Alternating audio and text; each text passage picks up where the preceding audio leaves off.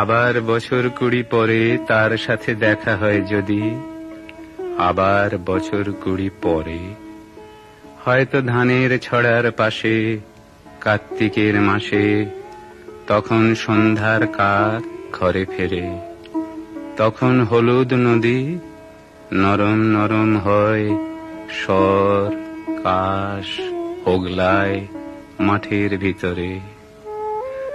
অথবা নাইকো ধান খেতে আর ব্যস্ততা নাইকো আর, হাঁসের নিড়ের থেকে খড়, পাখির নিড়ের থেকে খড় ছড়াতেছে।